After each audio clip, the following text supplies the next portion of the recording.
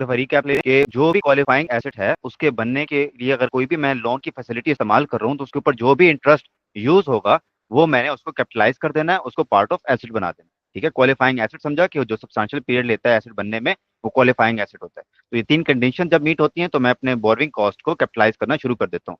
अब ये लोन दो तरह के हो सकते हैं। एक लोन हो सकता है जो मैंने प्योरली इसीलिए लिया है कि मैं उसके क्वालिफाइंग एसेट बनाऊंगा, loan which is taken for qualifying asset only, इसका और कोई मकसद नहीं है, उसको कहते हैं स्पेसिफिक लोन। ठीक है। और eligible borrowing cost minus income from temporary investment. अब ये मैं बताता हूँ ये क्या चीज होती है कि अब इसके ऊपर जो भी आपने इंटरेस्ट आपने जिससे लोन लिया है, चाहे बैंक है चाहे डिबेंचर है, ठीक है, उसको पे बैक किया है, तो जो भी इंटरेस्ट होता है उससे मैंने लेस करना है टेम्परेरी इन्वेस्टमेंट। होता क्या है कि जो एंटिटी जो कंस्ट्रक्शन कर रही होती है, तो जब लोन लेके आती है तो लोन की अमाउंट छोटी मोटी नहीं होती, वो बहुत बड़ी होती है, इनफैक्ट मिलियंस में होती है।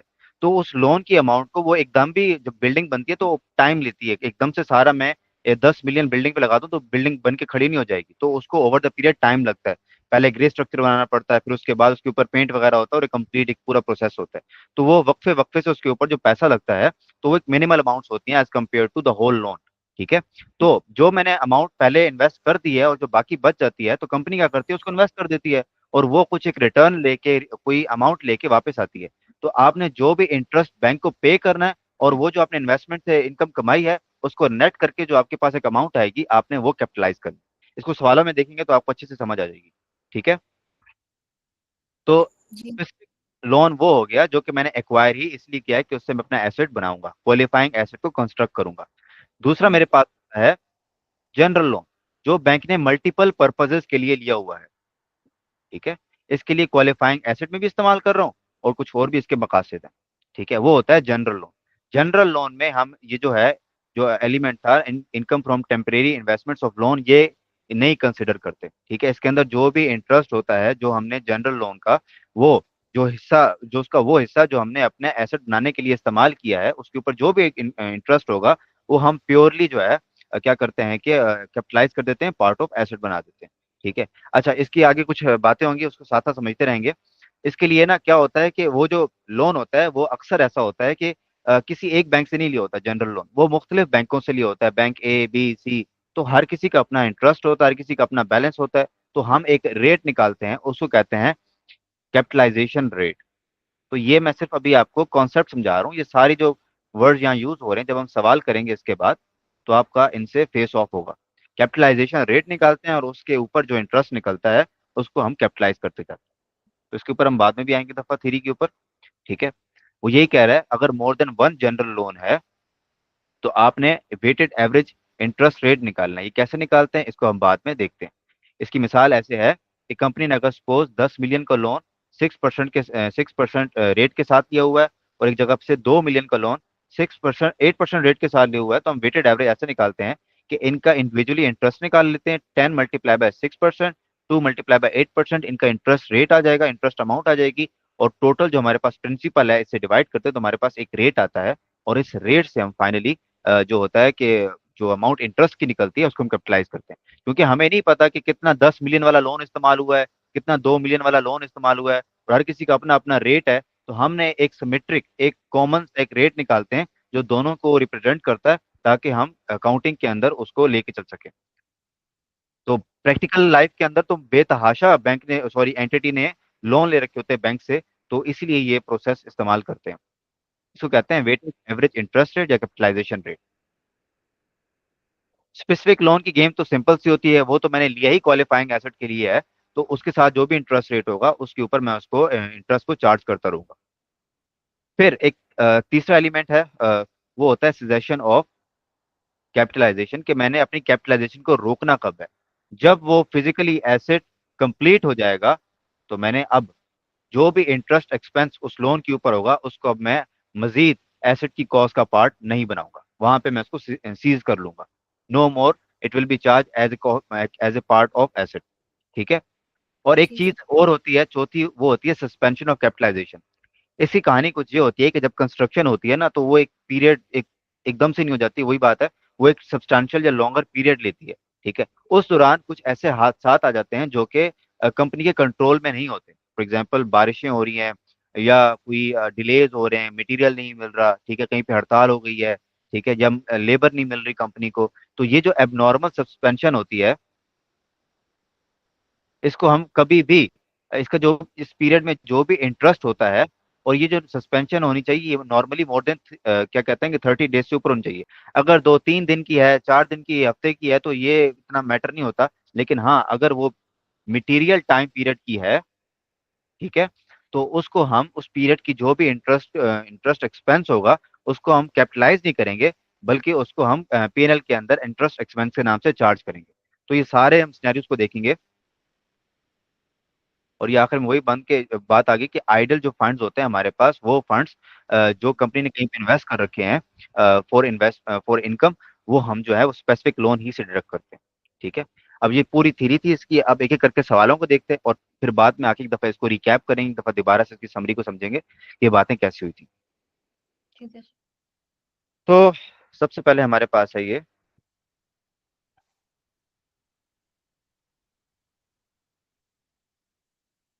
सबसे पहले हमारे पास है क्वेश्चन नंबर 1। ठीक है। इसके अंदर हमारे पास स्पेसिफिक लोन है कि एक अमाउंट है $100। ठीक है। उसके पीरियड मंथ है 12 मंथ, और इंटरेस्ट रेट है 12%। हमने तकरीबन एक जुलाई को हमने इसको खरीदा, और हमारी कंस्ट्रक्शन भी 31 दिसंबर 2001 पे खत्म हो गई। और आइडल इन्वेस्ट हमारे पास invested idle funds and earn surplus of $0.5 के इन, जो हमारे पास ये स्पेसिफिक लोन का जो सरप्लस फंड होता था, जो हमने अभी इस्तेमाल नहीं किया, उसको जब कहीं पे इन्वेस्ट करते थे, तो हमारे पास हमने 0.5 की एक इनकम हमने उससे क्या कहते हैं कि एक्वायर की। ठीक है। अब इस सवाल को करते हैं। सबसे पहले हम निकालते हैं वो बोरविंग कॉस्ट जो हमने कैपिटलाइज करनी है। Borrowing cost to be capitalise. अब ये क्या है? स्पेसिफिक लोन है। ठीक है। इसको हमने खरीदा लिया ही इसलिए है कि इससे हम कंस्ट्रक्शन करेंगे। ठीक है। इसका जो भी रेट होगा उसको सीधा सीधा पकड़ेंगे। ठीक है। $100 का लोन है, 12% इंटरेस्ट रेट है, और ये पूरे 12 महीने कंस्ट्रक्शन होती रही और ये इस्तेमाल होता रहा। ठीक है। तो ये interest expense, just for comparison, वैसे एक्सपेंस आउट इसको नहीं करेंगे, हम्म। जो सूद होता है लोन के ऊपर, वो $12 की हमारे पास आ गई। ठीक है। और इसमें सब हम लेस करेंगे टेम्पोरेरी इन्वेस्टमेंट। वो कितनी है? वो सवाल बता रहा है कि $0.5 की है। तो नेट हमारे पास अमाउंट आ गई $11.5। ये जो अमाउंट होगी, ये कैपिटलाइज होगी। इसका क्या मतलब है कि फॉर एग्जांपल एक एसेट बनने में, फॉर एग्जांपल कोई भी एसेट, तो उसके ऊपर मटेरियल लगा $100 का, लेबर लगी $50 की, ओवरहेड्स लगे $40 के, और इसी का एक हिस्सा हम बना देंगे ये क्या कहते हैं कि बोरविंग कॉस्ट 0.5, सॉरी 11.5। 11।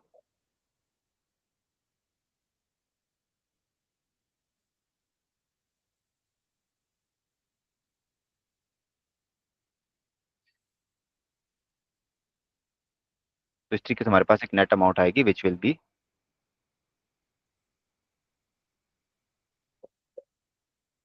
मेरा भी पेन के साथ ना तजर्बा नया नया है।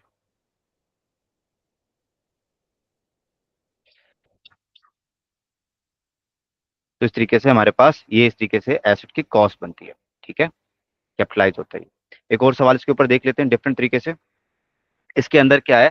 सवाल वही है, बस इसके अंदर हमारे पास कंस्ट्रक्शन पीरियड डिफरेंट है।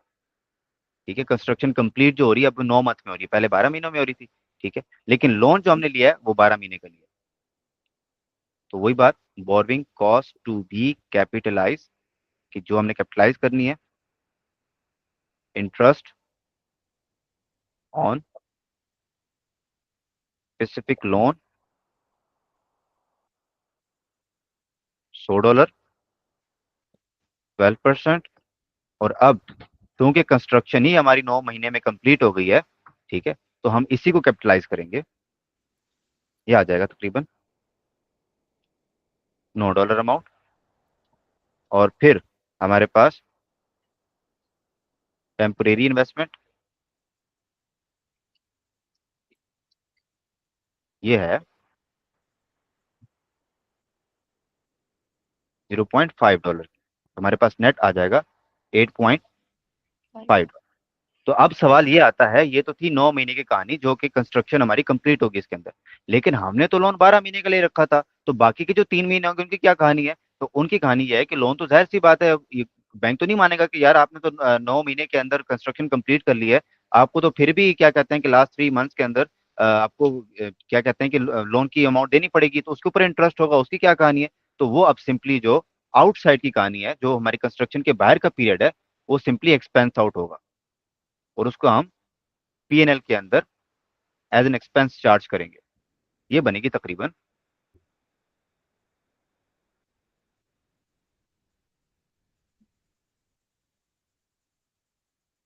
$3। ठीक है, तो ठीक ये है। कैपिटलाइज हो जाएगा, ये हम एसेट की कॉस्ट का पार्ट बना लेंगे, और इसको हम पीएनएल के अंदर as an interest expense charge कर लेंगे। ओके। अच्छा, एक और हमारे पास सवाल है। अच्छा, इसमें देखो हमारे पास स्पेसिफिक लोन वही है, पीरियड 12 मंथ है, इंटरेस्ट रेट 12% है। अच्छा, इसके अंदर एक नई चीज आ गई, यूटिलाइजेशन। अच्छा, एक बात आपने याद रखनी है कि स्पेसिफिक लोन के अंदर यूटिलाइजेशन क्या है, कि मेरे ये जो $100 मैंने बैंक से लेके आया हूँ, तो ये आते ही पहले ही दिन, यानी कि यकम जनवरी को $30 मैंने इस्तेमाल कर लिए, और बाकी मैंने $70 क्या कहते हैं कि 5वें महीने के अंदर, मई के अंदर मैंने इस्तेमाल किए, यकम मई को। ठीक है, तो ये बात आपने याद रखनी है कि स्पेसिफिक लोन में ये मैटर ही नहीं करता कि आपने पैसे कब लगाए, वो जो अमाउंट होती है वो पूरे कंस्ट्रक्शन पीरियड के ऊपर चार्ज होती है, और वो कैपिटलाइज हो जाती है आपके पार्ट ऑफ एसेट के अंदर। ठीक है, तो इस सवाल को देख लेते हैं। अच्छा, इस सवाल में उसने हमें अमाउंट नहीं दी हुई, बल्कि उसने हमें बता दिया है कि जो आइडल फंड्स थे हमारे पास, जो हमने पैसे बचाए हुए थे, हमारे पास अभी इन्वेस्ट नहीं किए हुए थे, कहीं पे हमने खर्च नहीं किए कंस्ट्रक्शन के अंदर, वो जितने भी अमाउंट थी वो हमने 7% के हिसाब से कहीं पे इन्वेस्ट किया है, और हमें उससे रिटर्न मिला है। ठीक है, इसको देखते हैं सवाल को। सबसे पहले हम निकालते हैं borrowing cost to be capitalise interest on specific loan. $100 मैं बैंक से लेके आया, 12% इंटरेस्ट रेट था, और मेरी जो कंस्ट्रक्शन है ये 12 के 12 महीने ही होती रही, तो ये $12 अमाउंट आ गई। अच्छा, अब थोड़ी सी कहानी मजे की डिफरेंट होगी, वो होगी टेम्परेरी इन्वेस्टमेंट। अब ये आपने समझ रहा, देखो, यकम जनवरी को मैं $100 बैंक से लेके आया, ठीक है, 30 तो मैंने आते ही लगा दिए। इसका मतलब ये है, अगर मैं यहाँ पे टाइम फ्रेम बनाऊं, और यहाँ पे अगर मैं 5वां महीना बनाऊं,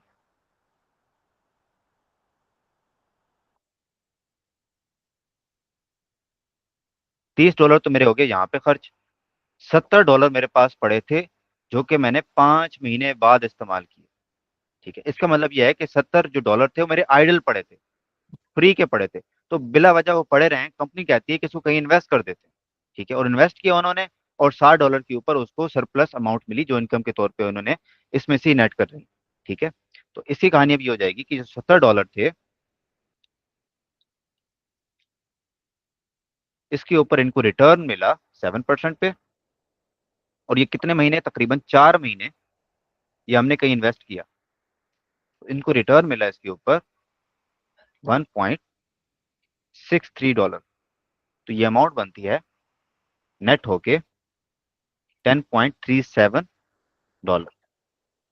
ठीक है, तो ये इस तरीके से कहानी अब आहिस्ता आहिस्ता डिफरेंट होती जाएगी, कि अब आपको सीधा वो आइडल फंड्स नहीं बता देगा, बल्कि आपको रेट देगा और साथ यूटिलाइजेशन बता देगा, और आपने उसमें देखना है कि कितना जो हमारा फंड था वो आइडल पड़ा रहा, कितने महीने हमारे यूज में नहीं आया। ठीक है, तो उस महीने के ऊपर आपने ये जो रेट है लगाना है, और आपने उसमें से टेम्परेरी इन्वेस्टमेंट की अमाउंट निकाल के उसको आपने इंटरेस्ट ऑन स्पेसिफिक लोन से नेट करनी है। ये जो अमाउंट होती है ये सिर्फ और सिर्फ स्पेसिफिक लोन ही से नेट होती है। आगे जनरल लोन आएगा तो उसके अंदर हम इसको बिल्कुल ही लिफ्ट नहीं कराएंगे। ठीक है सर। अच्छा, ये क्वेश्चन नंबर 4 है फिर हमारे पास। अच्छा, Shayan limited started construction of its new factory. साल के शुरू में 1 जनवरी 2018 में स्पेसिफिक लोन लिया उसने 50 मिलियन का। इंटरेस्ट रेट है 8% पर एनम। ठीक है। ये फिर उसने यूटिलाइजेशन बता दी कि डेट ऑफ पेमेंट 25 मिलियन हमने 1 जनवरी को पे आउट किया, इसमें से 15 मिलियन 1 मई को, और 1 अक्टूबर को 10 मिलियन। ठीक है। Construction of asset was completed on 31 दिसंबर 2018। साल के आखिर में ये कंप्लीट हो गया। However, the accounting period SL investment the surplus funds at interest rate of 3%। ठीक है। अब हमने क्या निकालना है, बोरिंग कॉस्ट जो हमने कैपिटलाइज कर दी। इसके लिए यहाँ पे आ जाता है। सबसे पहले हमारे पास था स्पेसिफिक लोन, तो हमने निकालना है borrowing cost to be capitalise.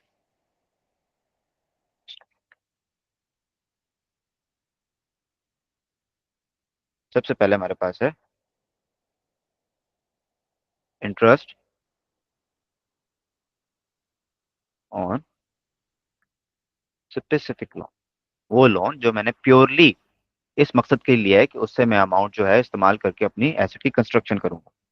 वो हमारे पास अमाउंट है 50 मिलियन की।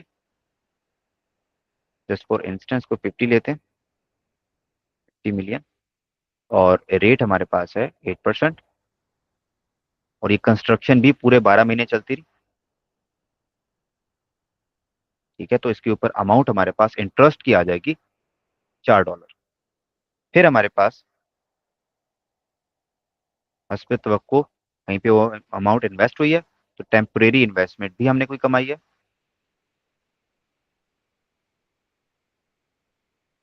अब ये कहानी समझने वाली होगी, मैं यहाँ पे भी टाइम फ्रेम बना देता हूँ पूरा।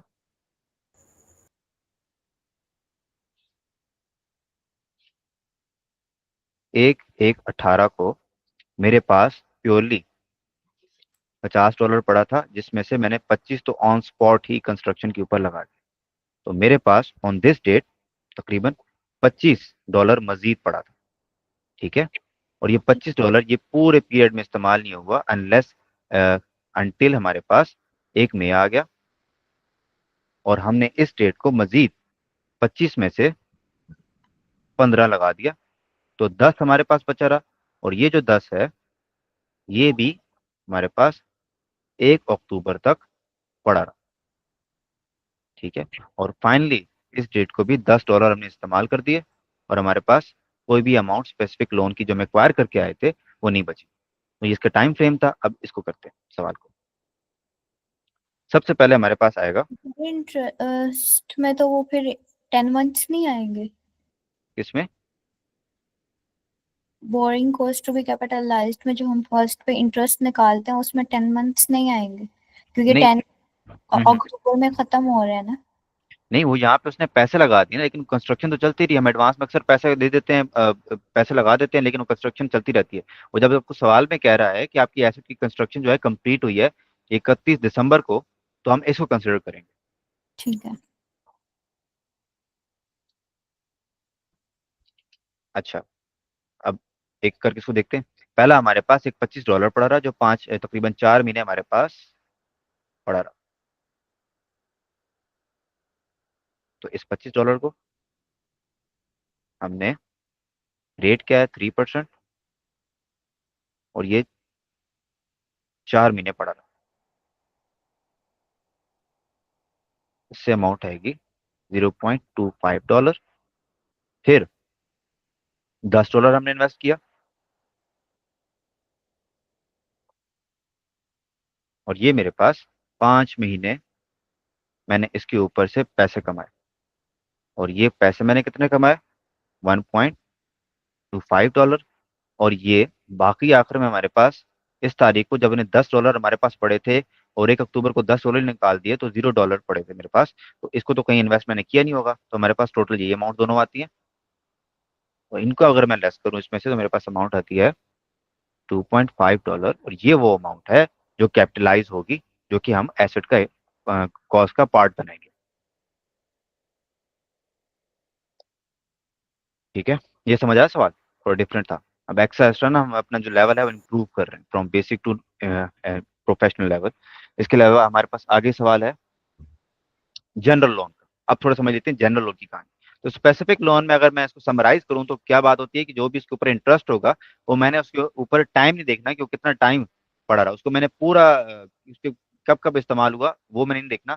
मैंने पूरा पूरा पीरियड जब तक कंस्ट्रक्शन चलती रही, उसको मैंने उसके ऊपर से इंटरेस्ट एक्सपेंस निकालना है, और उसमें से मैंने जो टेम्परेरी इन्वेस्टमेंट्स है वो नेट करनी है, तो हमारे पास जो अमाउंट आएगी उसको हम कैपिटलाइज करेंगे और उसको पार्ट ऑफ एसेट बनाएंगे। ठीक है। जी सर। अच्छा, अब देख लेते हैं जनरल लोन की कहानी। जनरल लोन में ये होता है कि ना, ऐसा होता है कहानी, ये देखो, एक हमने लोन ले रखा है टर्म लोन, एक बैंक लोन है, एक डिबेंचर है। ठीक है, डिबेंचर क्या होता है कि आपने अवाम से लोन ले रखा है, यूं समझो ये बैंक से लोन ले रखा है, ये अवाम से लोन ले रखा है। ठीक है, इनके अपने अपने रेट है, और ये हमारे पास प्रिंसिपल है इसकी अमाउंट। तो टोटल होगी ये $300 में। अब यहाँ मसला ये आता है कि यार जब मैं कंस्ट्रक्शन कर रहा था तो मुझे नहीं पता कि मैंने टर्म लोन का कितना हिस्सा इस्तेमाल किया, बैंक लोन का कितना हिस्सा इस्तेमाल किया, डिबेंचर कितना हिस्सा इस्तेमाल किया। तो मैं तो एक क्या कहते हैं कि कॉमन से एक अमाउंट निकालना चाह रहा हूँ, कि मुझे पता चले कि मैंने वो कितना है, जो मेरी बोरोविंग कॉस्ट का वो हिस्सा जो मैंने एसेट के अंदर कैपिटलाइज करना है वो कितना है। तो इसलिए हम इन रेट्स में घुसने के बजाय कि एक एक रेट के ऊपर अमाउंट निकाल रहे हैं, और फिर एक लंबी कहानी शुरू हो जाती है प्रैक्टिकल लाइफ में। तो ये तो यहाँ तो 3 लोन है ना, प्रैक्टिकल लाइफ में बेतहाशा लोन के इस्तेमाल करती है कंपनी। तो एक कॉमन रेट निकाल लेती है जितनी भी उसने फैसिलिटीज इस्तेमाल की होती हैं, और उसके ऊपर से इंटरेस्ट चार्ज करके अमाउंट जो है वो कैपिटलाइज करती है। ठीक है, और इसके अंदर यूटिलाइजेशन जो होती है ये मैटर करती है। सबसे ठीक है। पहले हम वो कॉमन रेट निकालते हैं, इसको कहते हैं कैपिटलाइजेशन रेट, कि वो अमाउंट, वो रेट जिसके ऊपर मैंने अमाउंट निकाल के चार्ज करना और कैपिटलाइज करना, या इसको कहते हैं weighted average cost of capitalisation. I am sorry for my writing. No issue sir. Okay, सबसे पहले मेरे पास टर्म लोन है, फिर है बैंक लोन, कहाँ गया ये रहा, फिर है डिबेंचर, यहाँ पे आ जाता है मंथ, यहाँ पे आ जाती है अमाउंट, यहाँ पे आ जाता है इंटरेस्ट रेट, और यहाँ पे आ जाता है इंटरेस्ट। अब ये कहानी समझने वाली है। टर्म लोन, अच्छा यहाँ पे डेट्स नहीं बताई तो मैं एज्यूम करूंगा, बताइए बल्कि, कि हमने 1 जनवरी को ये सारे लोन लेके आ गए थे। तो ये तो इसका मतलब ये है कि कंस्ट्रक्शन अगर हमारी 12 महीनों की थी, तो ये तो पूरे 12 महीने में ही कहीं इस्तेमाल होता रहा, ये भी 12 महीने में, ये भी 12 महीने में। ठीक है, तो अमाउंट तो इससे अगर मैं निकालूं यही आएगी, $100, $75 और $125। ठीक है, इसको कैसे मैंने निकाला, मेरे पास $100 था,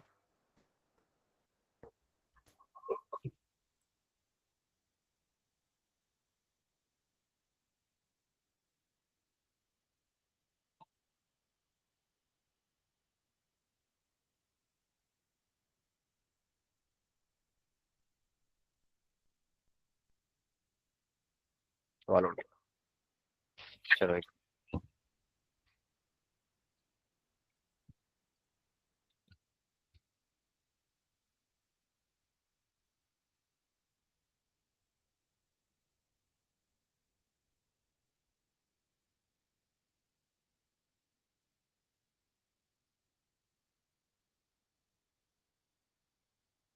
ये प्रोसेस आपने समझना है, कि जनरल लॉन में यही प्रोसेस आगे इस्तेमाल होगा।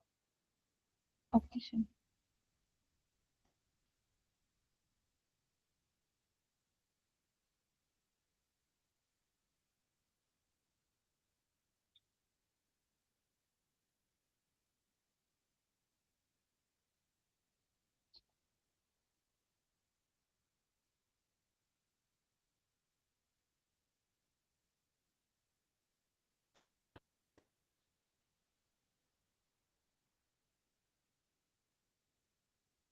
ठीक है। जी। फिर हमारे पास इनके रेट्स आ जाते हैं। रेट्स हमारे पास हैं, ओहो,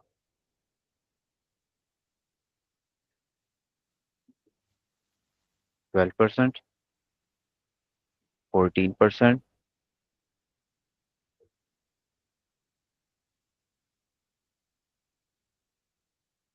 और 8%। ठीक है। तो इससे हम जब इनको मल्टीप्लाई करेंगे तो हमारे पास इनका इंटरेस्ट आ जाएगा, विच विल बी 12। इसको करना जरा, 75 मल्टीप्लाई बाय, 10.5। ओके, तो ये हमारे पास आ गया 10.5, और इसको करना 125 मल्टीप्लाई 8%, 10। 10, 10। जी। इनको टोटल करना,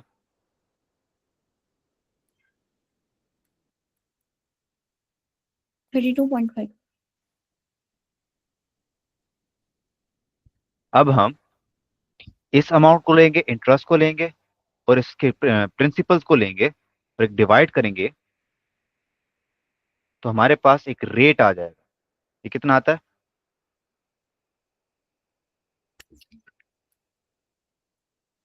10.83। 10.83%। इस ये पूरा प्रोसेस होता है जिसके अंदर हम डिफरेंट जनरल लॉन्स को पकड़ते हैं, जनरल बोरोविंग्स को पकड़ते हैं, और उनकी हम मंथ देखते हैं कि कितना मंथ हमारे पास आउटस्टैंडिंग रहे, उनकी अमाउंट्स देखते हैं प्रिंसिपल की, और उसके साथ हम रेट को मल्टीप्लाई करते हैं तो हमारे पास इंटरेस्ट निकल आता है। इंटरेस्ट का नेट लेते हैं और अमाउंट का इंटरेस्ट लेते हैं, अमाउंट का नेट लेते हैं, दोनों को डिवाइड करते हैं तो हमारे पास एक रेट आता है। अब हम इस रेट को इस्तेमाल करेंगे और इंटरेस्ट को कैलकुलेट करके उसको हम पार्ट ऑफ एसेट बनाएंगे। ठीक है। अगर जी हम इसी सर। सवाल के ऊपर वापस आ जाएं, हमने रेट निकाल लिया 10.83। तो अब अगर मैं निकालूं borrowing cost to be capitalise, तो अब इसके अंदर यूटिलाइजेशन जो है ये मैटर करती है। ठीक है। अब जी। कितना मैंने इस्तेमाल किया, कितना मैंने यूटिलाइज किया फंड कंस्ट्रक्शन के लिए, और उसके ऊपर ये जो हमारे पास कैपिटलाइजेशन रेट है, जिसके ऊपर लग के हमारे पास एक इंटरेस्ट की अमाउंट आएगी, और उसको हम बोरोइंग कॉस्ट कंसिडर करेंगे। सबसे पहले हमारे पास है कि हमने यकम जनवरी को $50 इस्तेमाल किए।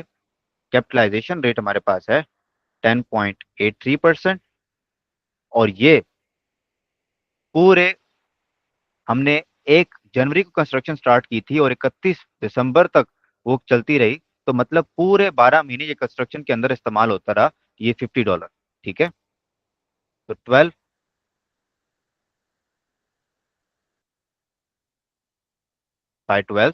तो अमाउंट हमारे पास आ जाएगी 5.42। फिर हमने 1 अप्रैल को $75 यूटिलाइज किए। रेट हमारे पास है 10.83%, और ये तकरीबन अप्रैल, मई, जून, जुलाई, अगस्त, सितंबर, अक्टूबर, नवंबर, दिसंबर, 9 महीने तक ये अमाउंट इस्तेमाल में आती रही। तो इससे हमारे पास अमाउंट आएगी 6.09। और फिर लास्ट हमने अक्टूबर के अंदर दोबारा $25 इस्तेमाल किए।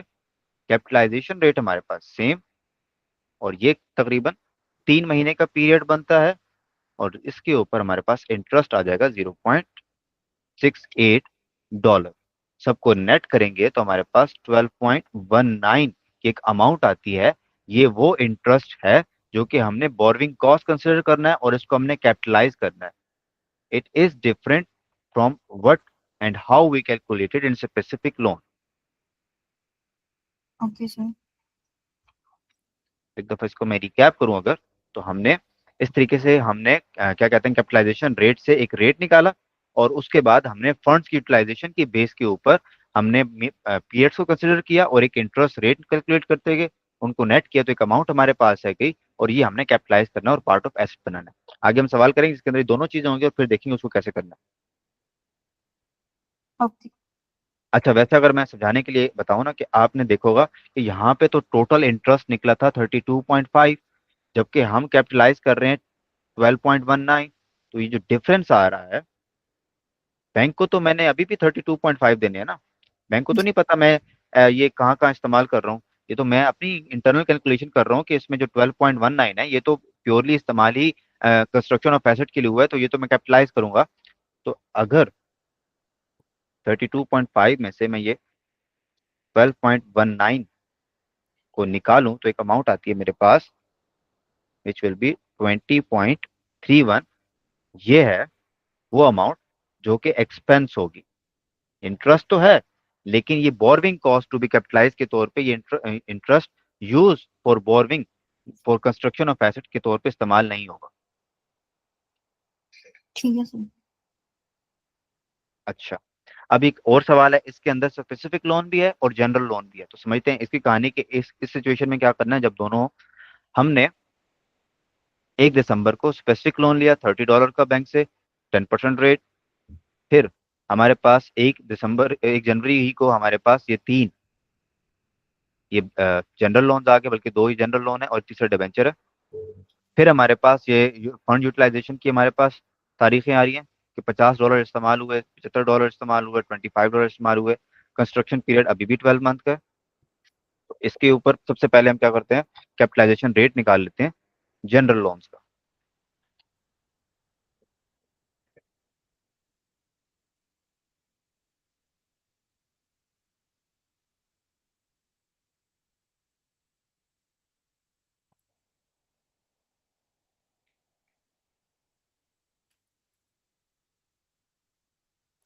लोन्स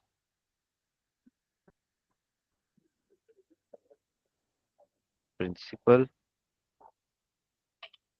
मंथ्स अमाउंट रेट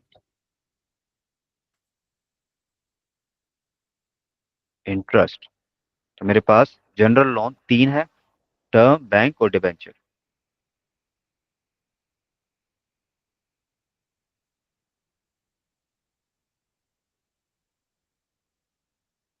ये दोनों तो आ गए थे मेरे पास यकम जनवरी को ही, 1 जनवरी को ही, तो मतलब ये तो मेरे पास 12 के 12 मंथ ही आउटस्टैंडिंग रहे। अच्छा, पहले इनके प्रिंसिपल लिख लेते हैं। ये था $100, ये 75, 125, वही अमाउंट है।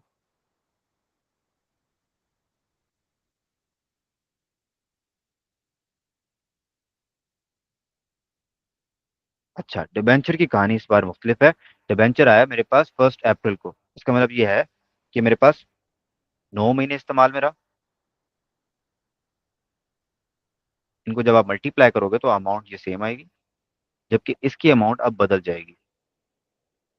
इसको करना मल्टीप्लाई, 125 मल्टीप्लाई बाय 9/12।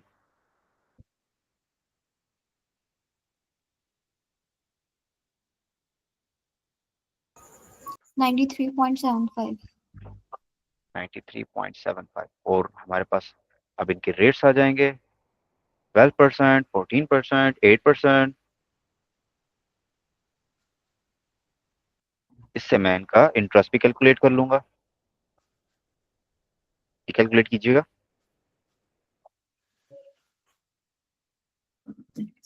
ये तो 12 आ जाएगा। और ठीक है, 12 ये नहीं, इसका लास्ट का कैलकुलेट कीजिएगा, इसका भी सेम है, 10.5।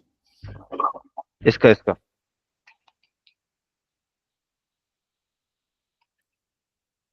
7.5। 7.5। इनको नेट कीजिएगा। 30। हम्म, इसका नेट बनेगा 175। एंड इसको नेट कीजिएगा जरा, बनेगा तकरीबन 268.75। 2। ठीक है, हम ये 30 लेंगे, इसको डिवाइड करेंगे 268.75 मल्टीप्लाई बाय 100। एक अमाउंट आएगी, एक रेट आएगा विच इज 11.16। 11.16%। ये कैपिटलाइज रेट है, इसके ऊपर अब मैंने कैपिटलाइज्ड अमाउंट्स को निकालना है। Back to question. अच्छा, सबसे पहले हमारे पास तो आ गया स्पेसिफिक लोन। तो सबसे पहले तो इस शरीफ लोन को, जिसको हमने बेचारे को लिया है इसीलिए कि उससे हम कंस्ट्रक्शन करेंगे, तो interest on specific loan that will be $30 multiply by 10% multiply by, और ये पूरे 12 महीने आउटस्टैंडिंग रहा, 12/12, तो हमारे पास $3 की अमाउंट आ गई। फिर हमारे पास आ जाएगा इंटरेस्ट। अच्छा, इस सवाल के अंदर सरप्लस फंड की इन्वेस्टमेंट का जिक्र नहीं है, तो इसलिए वो मैं यहाँ कंसिडर नहीं कर रहा। अगर वो होता तो अमाउंट निकालते टेम्परेरी इन्वेस्टमेंट की, वो इसमें से लेस करके हमारे पास इसकी भी एक नेट अमाउंट आती है। वो आगे के सवालों में देखेंगे। इंटरेस्ट ऑन जनरल लोन, ठीक है। इसकी अब कैपिटलाइजेशन होती है on based of usage, on based of utilisation, ठीक है। तो पहला, इसका भी टाइम फ्रेम बना लेते हैं पहले।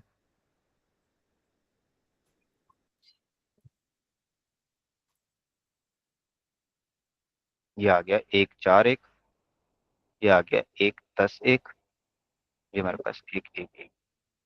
हमने तकरीबन $30 का जो हमारे पास क्या कहते हैं कि स्पेसिफिक लोन था, तो अगर फॉर एग्जांपल 1 जनवरी को मैंने $50 लगाए, तो 30 तो वो थे जो स्पेसिफिक लोन से मैंने इस्तेमाल किए थे, बाकी 20 जो हैं ये मैंने जनरल लोन से इस्तेमाल किए थे, ठीक है।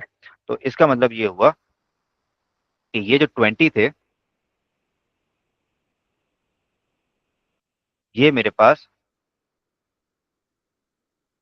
पूरे क्या कहते हैं कि मंथ के अंदर आउटस्टैंडिंग रहा। इसको मैं जो समझाते हैं, जगह यहाँ शॉर्ट है।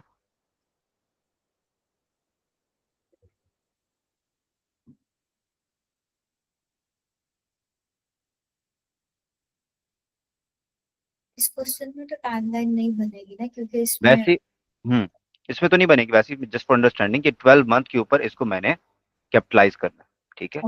एंड देन ये वाला जो 75 होगा, इसको 9 मंथ की बेस पे। एंड देन हमारे पास ये जो 25 होगा, ये 3 महीने इस्तेमाल हुआ, तो ये 3 मंथ, इसके ऊपर मैं इसकी जो इंटरेस्ट कैलकुलेट करूंगा और उसको मैं कैपिटलाइज करूंगा। तो वन बाय वन सबको टैकल करते हैं। सबसे पहले मेरे पास ये $50, 50 - 30 स्पेसिफिक से इस्तेमाल हो गया था, जनरल से सिर्फ $20 इस्तेमाल हुआ। रेट हमारे पास था 11.16%, और ये पूरे 12 महीने इस्तेमाल में रहा, तो 2.23। देन $75, 11.16, और ये 9 महीने, तो 6.27। और लास्ट में हमारे पास 25 की यूटिलाइजेशन हुई, 11.16% मल्टीप्लाई बाय 3/12, तो ये मेरे पास 0.70। तो एक नेट अमाउंट आती है इन दोनों को क्लब करने से 12.21। तो ये वो अमाउंट है जिससे मैंने कैपिटलाइज करना। एंड फॉर अंडरस्टैंडिंग 30 और ये 11.21 में जो डिफरेंस आ रहा है, that will be expense out. Okay, okay sir. Okay. अब थोड़ी बात कर लेते हैं सस्पेंशन की। ऐसा पीरियड जिसके अंदर एबनॉर्मली हमारे अंदाजे में नहीं था, कुछ होते हैं नॉर्मल सस्पेंशन होती हैं, जिस तरीके से फॉर एग्जांपल मुझे पता है कि जो मेरा मटेरियल है वो 7 से 15 दिन लेता है पहुंचने में, ठीक है।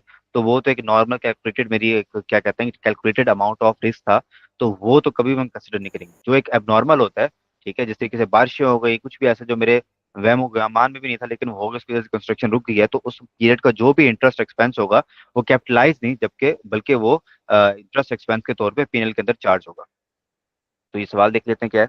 अच्छा, कंपनी ए ने बोरो किए ₹9,000 15% पर एनम के रेट के ऊपर एक प्रोजेक्ट के लिए 1 जनवरी को 2016 को, ठीक है।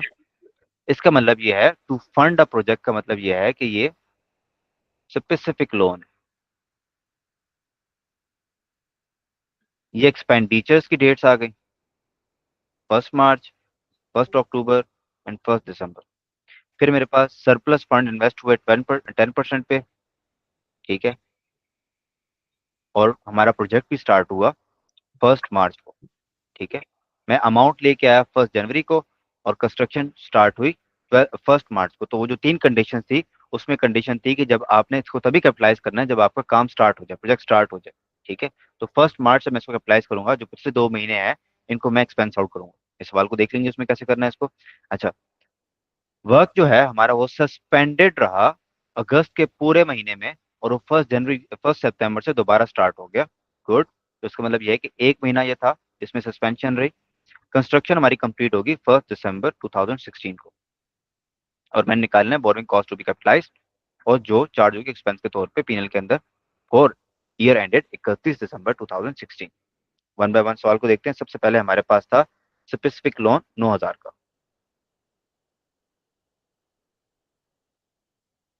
इसके अंदर जनरल लोन का तस्करा नहीं है और स्पेसिफिक लोन, तो इसलिए हम कैपिटलाइजेशन रेट निकालने की जरूरत नहीं है। इंटरेस्ट ऑन स्पेसिफिक लोन 9,000 की अमाउंट लेके आए, रेट था 15%। और ये अब यहाँ पे थोड़ी कहानी डिफरेंट होगी कि इसमें मैं मंथ कितने कंसिडर करूं। सबसे पहली तो ये एक बात हुई है कि कंस्ट्रक्शन स्टार्ट ही 2 महीने बाद हुई है, ये यहाँ पे, ठीक है। तो 12 महीनों में 2 महीने तो ये गए, फिर 1 महीना सस्पेंशन रही है, तो 1 महीना ये गया, तो मेरे पास नेट जो महीने बचते हैं वो 9 महीने बचते हैं। तो इस 9 महीने को मैं कंसिडर करूँ, ठीक है। ये हमारे पास अमाउंट आ गई।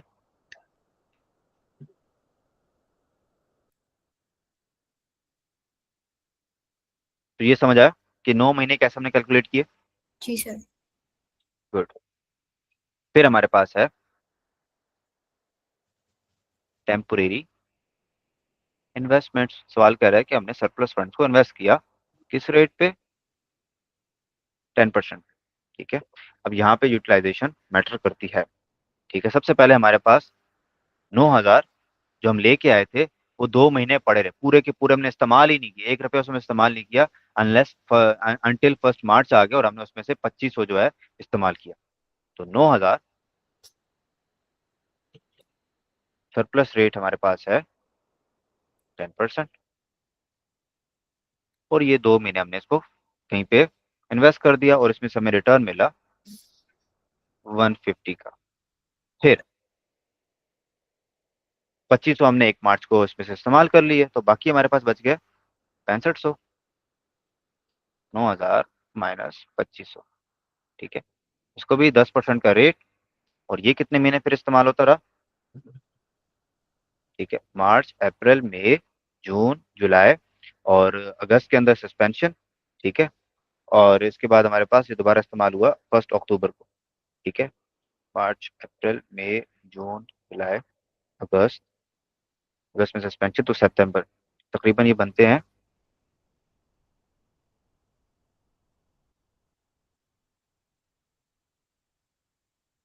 6 मंथ। हाँ 6 मंथ्स।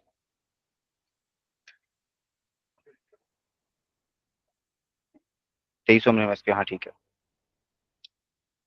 6/12, तो ये हमारे पास आता है रे, एक अमाउंट आती है, 1 मिनट मतलब 325। 325। फिर हमारे पास बाकी हमने उसमें से भी 2300 इस्तेमाल कर लिया, 6500 जो हमारे पास बचे थे उसमें से 42 हो गया, बाकी हमारे पास बचा 2300, 10% का रेट। और ये मेरे पास तकरीबन 1 महीना पड़ा रहा, निकालेगा 35। 35। तो ये इसमें से आप जब इसमें से लेस करेंगे इंटरेस्ट से, तो एक अमाउंट आएगी आपके पास, कैलकुलेट करना।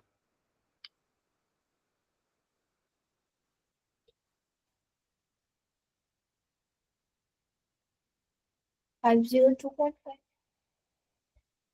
502.5, ठीक है। ये ये वो अमाउंट है। स्पेसिफिक लॉन में से माइनस करना था तुम्हें। हम्म स्पेसिफिक लॉन में से ये टेम्पररी इन्वेस्टमेंट माइनस होना, ये मतलब 102.5 में से ये सारी वैल्यूज। ये आप माइनस करें ना उसमें से, ये 1012.5 में से। जी सर सही है। 50। हाँ, तो ये हमारे पास कैपिटलाइज हो जाएगा अमाउंट, ठीक है। और जस्ट फॉर अंडरस्टैंडिंग कि अगर मैं यहाँ पे क्लियर कर लेता हूँ ये, कि 9,000 मेरे पास पूरा स्पेसिफिक लोन था, रेट था उसके ऊपर 15%। मैं तो 12 महीने का नाम लेके आया था उनसे, तो मुझे उनको देने पड़ते 1350। उसमें से 502.5 मैंने कैपिटलाइज कर दिया। जो बैलेंसिंग अमाउंट आएगी वैसे वो कितनी आती है?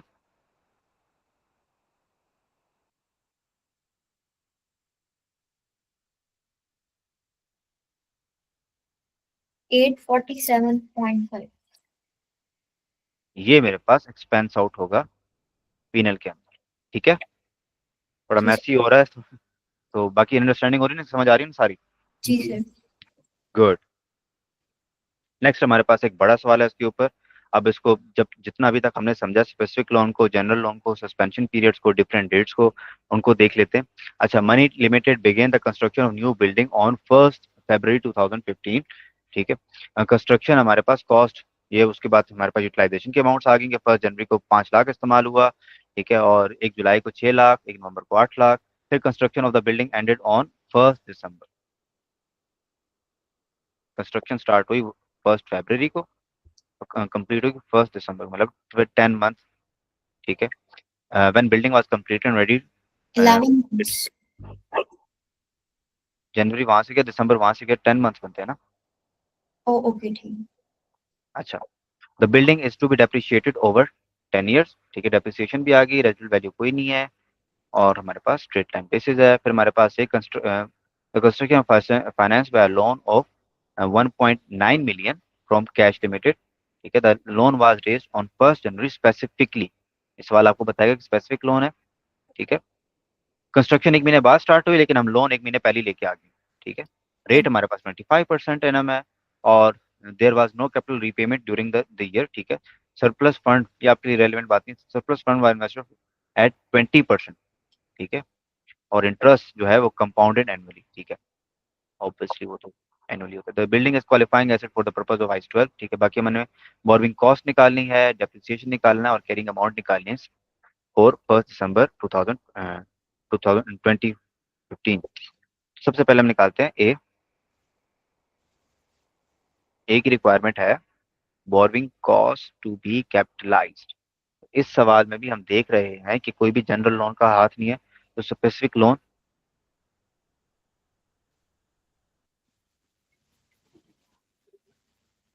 कितना लेके आए? 1.9 मिलियन।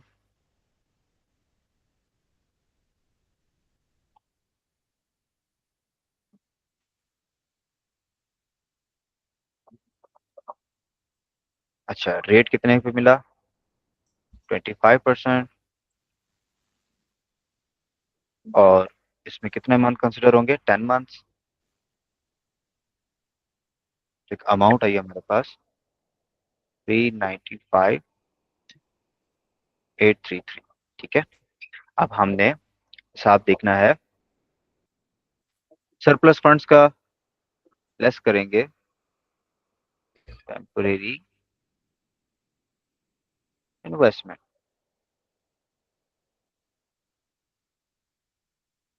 ठीक है, सबसे पहले ये जो पूरा पूरा 1.9 मिलियन था, ये पड़ा रहा। 1 महीने तक कंस्ट्रक्शन हुई नहीं, वो तो 1 फरवरी को जाके स्टार्ट हुआ, इससे इसका रेट डिफरेंट होगा। इसका रेट है इन्वेस्टमेंट का 20%, और ये 1 महीना अमाउंट पड़ा रहा। इसके ऊपर जो भी मैंने पैसा कमाया मैंने 31,667। और फिर मैंने इसको 1 फेब को लगा लिया 5 लाख इसमें से। इसमें से अगर मैं 5 लाख निकालूं तो 1.4 मिलियन बचा बाकी, 20% इन्वेस्टमेंट का रेट। और ये मेरे पास कितने महीने मैंने इसको बाकी का इन्वेस्ट किया? फरवरी, मार्च, अप्रैल, मई, जून। ठीक है, 5 मंथ्स, 5 मंथ्स की इन्वेस्टमेंट रही। ये इन्वेस्टमेंट की अमाउंट आती है तो जून, 1 जून नहीं है? 4 months नहीं है? 1 जुलाई। सॉरी। अच्छा, फिर हमारे पास इसमें से भी 1.4 में से भी कितना 6 लाख जाएगा, तो बाकी मेरे पास बचता है 8 लाख।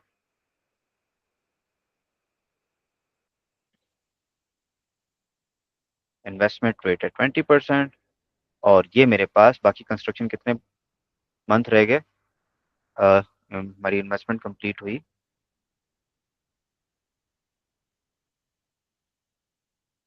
यहाँ पे आना चाहिए ना, ये दिसंबर में, ठीक है, तो नवंबर, एक ही महीना, इसको निकालिएगा जरा। 13333। कितना? 13333। अच्छा, 13333, तो इसको इसमें से नेट कीजिएगा।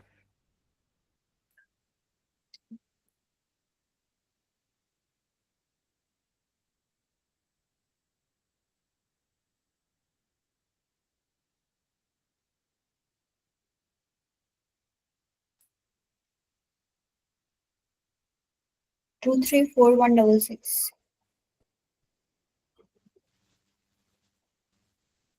ठीक है, ये हमारे पास रिक्वायरमेंट एक हो गई, ठीक है। फिर हमारे पास रिक्वायरमेंट बी है। अच्छा, पहले सी कर लेते हैं कि हमारे पास कैरिंग अमाउंट कितनी है कि डेप्रिसिएशन के लिए। सबसे पहले तो ये निकाल लेते हैं।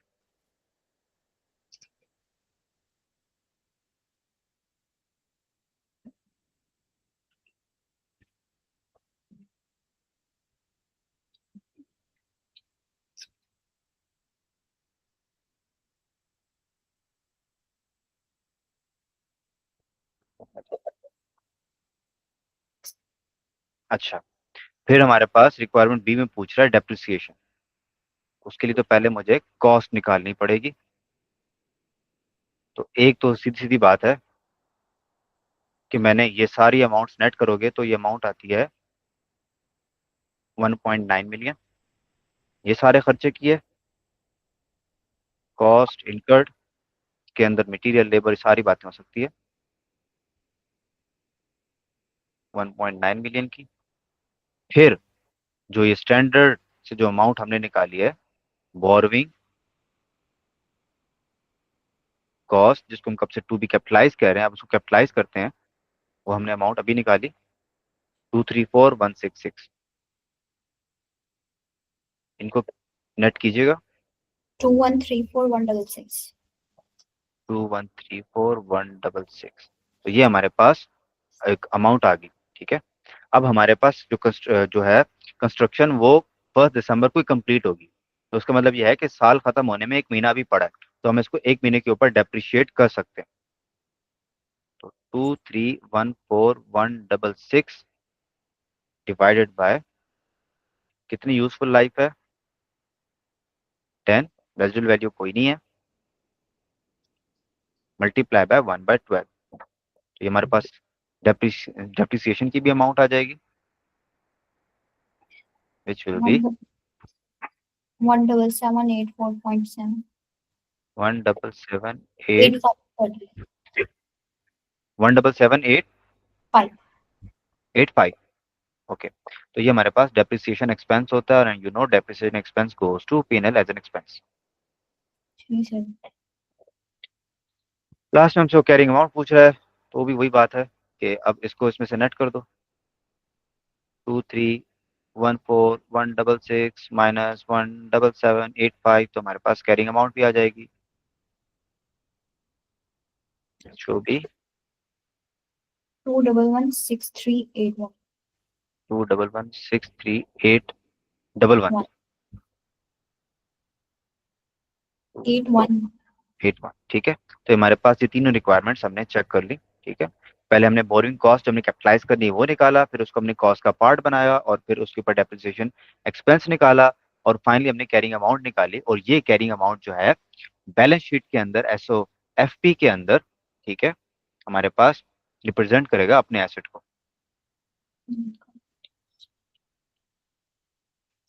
और ये हमारे पास पता है P&L में जाती है। नेक्स्ट हमारे पास एक और सवाल है। अच्छा, ये अब थोड़ा सा डीप प्रैक्टिस है, कॉन्सेप्ट्स आपके कंप्लीट हो गए हैं, बट अब चीज़ों को अब डीपली समझते हैं, ठीक है। इसके अंदर हमसे वो रिक्वायर कर रहा है कि वेटेड एवरेज कैपिटलाइजेशन रेट निकालो। चार बैंक्स दे दिए हैं, चारों की डेट्स डिफरेंट हैं, टेकन डेट्स डिफरेंट हैं, ठीक है। अब इसको देख लेते हैं, और हमने फॉर द ईयर एंडेड 31 दिसंबर 2016 के ऊपर इसका कैपिटलाइजेशन रेट निकालना है। डिफरेंट रेट्स हैं, डिफरेंट आउटस्टैंडिंग बैलेंस है, तो वन बाय वन देखते हैं। हमारे पास लोन्स, जनरल लोन्स 4 हैं। अच्छा, इनकी अब वैसे तो नाम लिखूं और पूरा, तो इनकी ना जो आउटस्टैंडिंग बैलेंस है ये पकड़ लो। नाम लिखो ABCD, then we have months, amount, no, so principal, balance sheet के आउटस्टैंडिंग बैलेंस, जो सवाल में लफ्ज इस्तेमाल हो ना, यहाँ पे इस्तेमाल हुआ है इसके लिए आउटस्टैंडिंग बैलेंस। मंथ्स एक अमाउंट आएगी, उसको जब हम रेट से मल्टीप्लाई करेंगे, हमारे पास इंटरेस्ट आ जाएगा on each of the loan. ठीक है। सबसे पहले हमारे पास बैलेंसेस की अगर मैं बात करूं तो ये हमारे पास गिवन है 250, 120, 240, 130, 250, 120, 240, 130। अच्छा, अब आ गई मंथ्स की गेम। ये तो साल के शुरू में लिया था, तो ये तो पूरे 12 महीने हमारे पास आउटस्टैंडिंग रहा। फिर ये 1 मार्च को लिया था, इसका मतलब ये है कि ये 10 महीने आउटस्टैंडिंग रहा।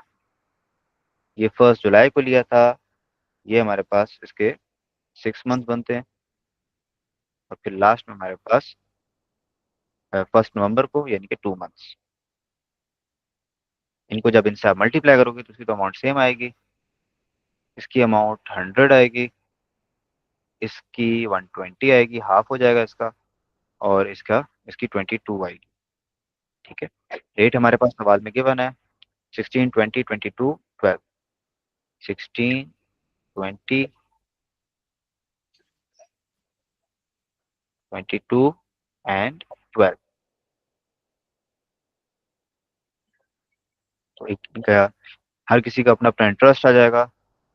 40, 20, 26 एंड 3। इनको नेट करोगे, इसको भी नेट करोगे, तो आपके पास इसकी अमाउंट 89 आएगी, इसकी 492 आएगी।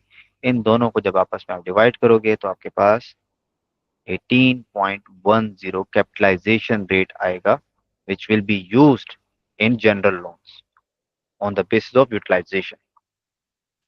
अच्छा, एक कॉम्प्रिहेंसिव एक सवाल देख लेते हैं। ठीक है।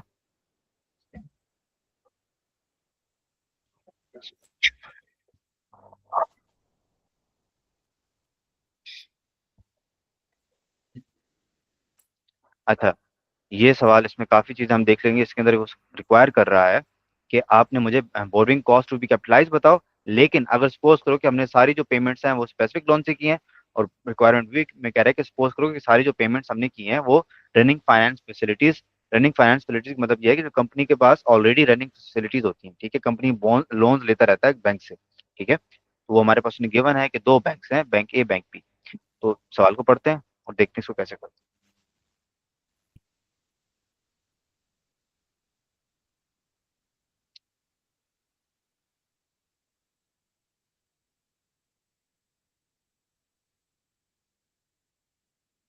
ठीक है। सबसे पहले हमारे पास, अच्छा इसमें मुश्किल होगी वैसे। ये पढ़ा जा रहा है, गुजारा हो रहा गुजारा तो हो रहा है इसमें। है।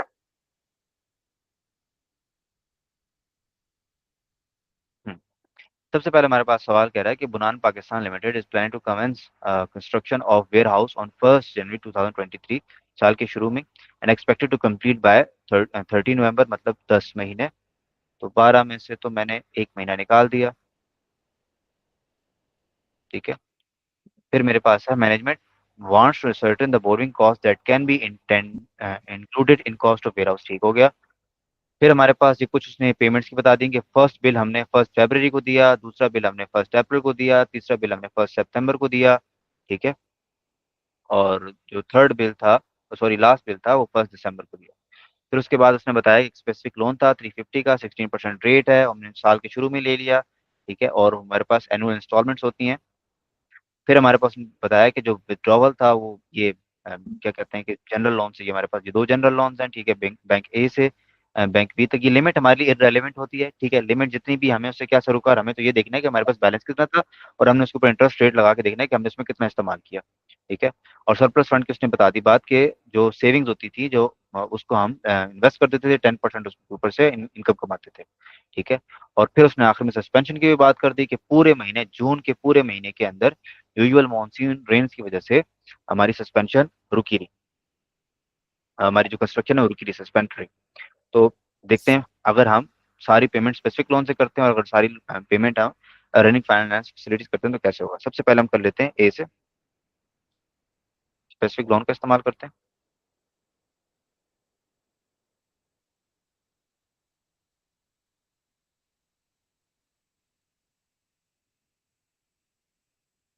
स्पेसिफिक लोन की अमाउंट हमारे पास है 350 मिलियन।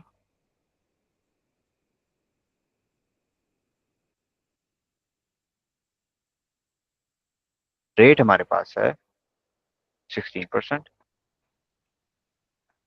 और एक महीना कंस्ट्रक्शन पहले खत्म होगी साल खत्म होने से, और एक महीना सस्पेंशन रही, तो इवेंचुअली मेरे पास 10 months. 10 मंथ्स। 10/12, तो अमाउंट मेरे पास आती है 46.67, ठीक है। फिर मैं इसमें से लेस करूंगा टेम्परेरी इन्वेस्टमेंट्स को। एक मेरे पास थी, अच्छा इसके अंदर अब टाइम पीरियड आ जाएगा। मैं लोन लेके आ गया 1 जनवरी को, ठीक है। और पहली कंस्ट्रक्शन मैंने इस्तेमाल किया इसको 40 का। इसका मतलब ये है कि एक महीना मेरे पास ये अमाउंट आउटस्टैंडिंग रही।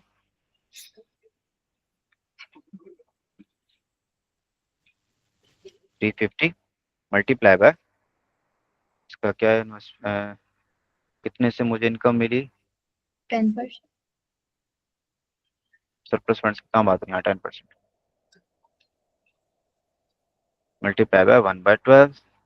दूसरा मेरे पास था 350 में से मैंने 40 इस्तेमाल कर लिए, 310 रह गया, 10%। और ये कितने महीने, फेब्रवरी, मार्च, 2 महीने। फिर टेढ़ा क्यों जाता हूँ, उसमें से भी 120 इस्तेमाल हो गए। इसका मतलब ये है कि 190 बच गए, 10%। और ये कब तक आउटस्टैंडिंग रही अमाउंट, अप्रैल, मई, जून, जुलाई, अगस्त, ठीक है। इसके अंदर तो वो मानसून वाला नहीं होना, मैंने किसी किसी की तरफ अगर इन्वेस्टमेंट कर दी है तो वो तो उसकी सस्पेंशन नहीं हो जाती ना। तो जी. ये अमाउंट ही कंसिडर करूंगा, पूरा पीरियड ही मैं कंसिडर करूंगा 5 मंथ्स का। एंड आखिर में 190 में से भी अगर मैं 90 निकालूं, आखिरी मैंने अमाउंट नहीं, ये थर्ड बिल ही होगा 100 वाला। 190 में से मैं 100 निकालूं तो 90, 10%। और ये सितंबर, अक्टूबर, नवंबर, 3 महीने। बाकी हमने दिसंबर में 90 जो मेरे पास बचा है उसको मैंने इस्तेमाल कर लिया, तो बाकी मेरे पास कुछ नहीं बचा, तो वो तो जीरो हो जाएगा। तो इनकी अगर मैं इंडिविजुअल अमाउंट्स निकालूं, ये निकालना जरा इसकी। First year 2.91. 2.91, इसकी मेरे ख्याल से होगी 7.516। 5.16. और इसकी रहेगी 190, 7.91. 7.91,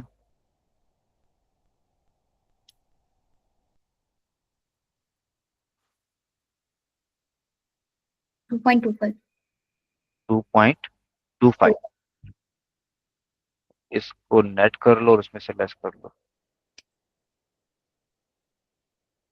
एक मिनट,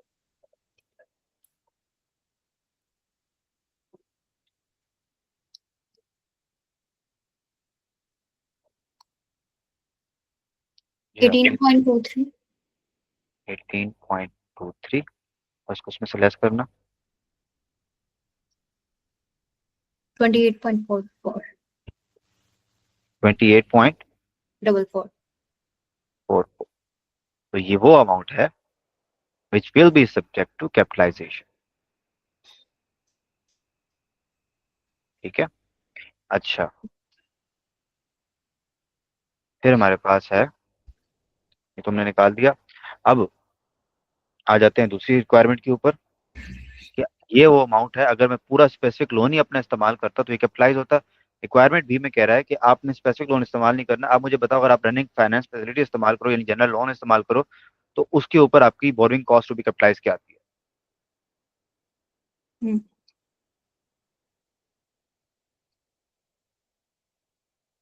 तो boring cost to be capitalize, ठीक है, सबसे पहले जहाँ पे डिफरेंट लोन्स की बात हो रही है तो सबसे पहले तो हमने क्या है कि कैपिटलाइजेशन रेट निकाल लेना।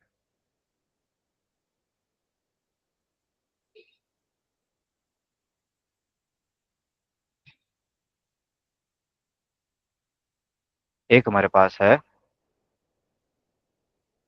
Bank A bank B,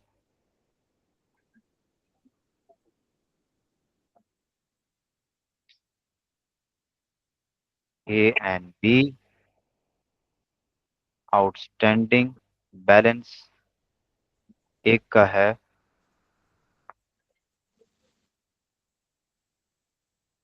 220 and 280।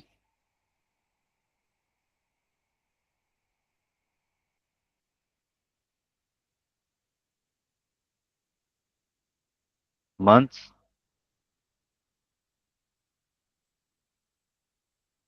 अच्छा मंथ्स का तस्करा नहीं है तो हम यही समझेंगे कि पूरे 12 मंथ हमारे पास अवेलेबल रहे, यूज होते रहे।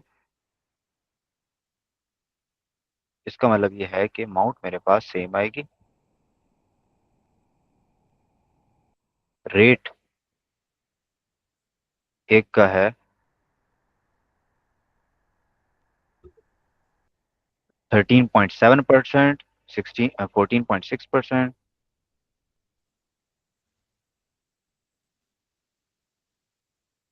13.7%, 14.6%। इंटरेस्ट कैलकुलेट करें अगर हम तो हमारे पास इसका आता है 30.14, इसका आता है 40.88। तो इसको अगर मैं नेट करूं 71.02, इसको अगर मैं नेट करूं इस अमाउंट को तो ये हमारे पास आता है 500। ठीक है, तो इन दोनों को जब डिवाइड करेंगे आपस में तो हमारे पास कैपिटलाइजेशन रेट आता है 14.2%। ठीक है, जी सर।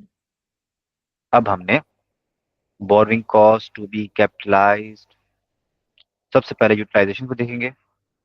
पहले हमने 40 रुपीज इन मिलियन यूज किए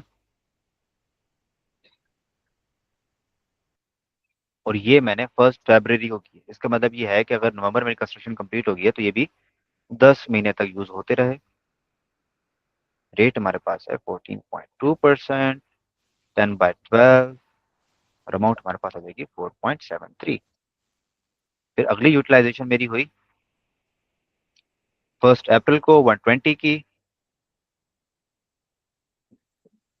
14.2%, और ये मेरे पास अप्रैल से अगर मैं काउंट करता हूँ तो मेरे पास 8 मंथ्स बनते हैं। 8/12 इट विल बी 11.36। देन 100 की, 90 की कंसिडर नहीं होगी क्योंकि वहां से तो उसके बाद कुछ बचते नहीं। 12.2% मल्टीप्लाई बाय, अच्छा ये कब हुई, सितंबर अक्टूबर, ठीक है, और अक्टूबर की एंड में खत्म होगी तो ये तो 2 महीने हुई। नहीं, ये कब खत्म हुई, सेशन पीरियड 30 नवंबर, नवंबर की 3 मंथ, 3/12, तो ये मेरे पास आ गया 3.55। तो इनको मैं नेट करता हूँ अगर, इट विल बी 19.67। हमने लास्ट तो नहीं कंसिडर की क्योंकि लास्ट जो हुई है वो हमारे कंस्ट्रक्शन पीरियड के बाद हो रही है।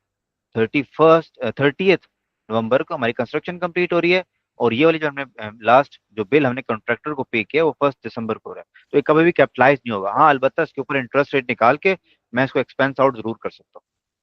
जी सर, और सर जो सस्पेंडेड मंथ है वो भी इसमें से माइनस नहीं होगा इसमें, जनरल? हाँ इसमें नहीं होगा ना, सस्पेंशन उसी में होता है। सस्पेंशन और आइडल फंड दोनों जो है वो स्पेसिफिक लोन के एलिमेंट्स होते ओके सर। हैं। Next we have this last question. इसमें सब कुछ हो जाएगा, और ये छोटा सा स्टैंडर्ड जो आपके स्टडी टेक्स्ट के अंदर सिर्फ 2 पेजेस का है, इसके ऊपर काफी हमने समराइज क्वेश्चंस देख लिए, ये कंप्लीट होता है। Okay sir. अच्छा, एबीसी कंस्ट्रक्शन व्हील को इसके बारे में पहले देख लेते हैं। एक तो वो कह रहा है कि इसके अंदर अब देखो हम बैलेंस शीट और पीनल का तड़का भी लगवा लेंगे, ठीक है, और देखते हैं कि इम्पैक्ट देखेंगे सस्पेंशन पीरियड का और टेम्परेरी इन्वेस्टमेंट का कैपिटलाइजेशन, वो इसके अंदर ऑब्वियसली कवर हो जाएंगे। अच्छा, इसके अंदर अब मजे की बात है कि हमारे पास जो ईयर एंडिंग है ये भी डिफरेंट है, ठीक है।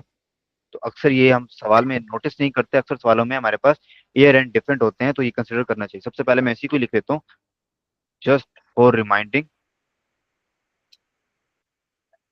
कि हमारे पास ईयर एंड जो है, एक है 31 मार्च 2024 और दूसरा है 31 मार्च 2025। अब ये बहुत टेक्निकल सवाल है, इसको आराम से देखते हैं। सबसे पहले हमने हमने जो निकालना है वो ये कि बोरिंग कॉस्ट तो एलिजिबल है फॉर कैपिटलाइजेशन, ठीक है, 31 मार्च 2024 ईयर एंडिंग के लिए। तो सबसे पहले इसको देख लेते हैं। इस साल में देखते हैं कि क्या क्या हुआ, कितना स्पेसिफिक लोन इस्तेमाल हुआ, कितना जनरल लोन इस्तेमाल हुआ, कितने हाइडल फंड थे, सस्पेंशन पीरियड, सारी कहानी। ABC limited is constructing a new production facility, ठीक है। कंस्ट्रक्शन स्टार्ट हुई 1 अप्रैल को, मतलब साल के शुरू में, ठीक है, और एक्सपेक्टेड टू कंप्लीट 30 सितंबर 2024 था, बट एक्चुअल कंप्लीट हुआ 31 मार्च 2025 को, तो हम इसी को कंसिडर करेंगे ड्यू टू डिलेज, वो उनका मसला है। एक्चुअली कंप्लीट कब हुआ, हम उसको कंसिडर करेंगे और उसके हिसाब से कैपिटलाइजेशन के इंटरेस्ट निकालेंगे। फिर हमारे पास सस्पेंशन पीरियड इस बारी दो हो गए, 2 महीने, दिसंबर का पूरा महीना और जनवरी का पूरा महीना, ड्यू टू सेफ्टी इंस्पेक्शन। फिर मेरे पास ये हमारे पास पेमेंट्स का स्केजुअल आ गया, फंड्स की यूटिलाइजेशन। फिर मेरे पास स्पेसिफिक लोन की कहानी है, 3 मिलियन, 8%, और ये साल के शुरू में ले लिया। जनरल लोन की कहानी, 5 मिलियन, 6%, और ये भी पिछले साल ले लिया था ना, नहीं ये इसी साल के शुरू में ले लिया।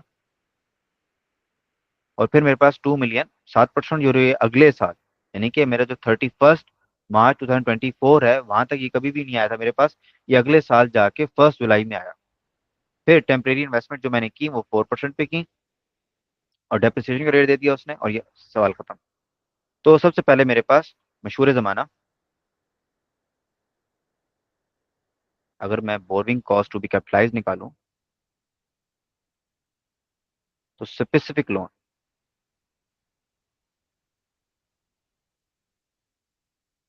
अमाउंट कितनी, अमाउंट है 3 मिलियन।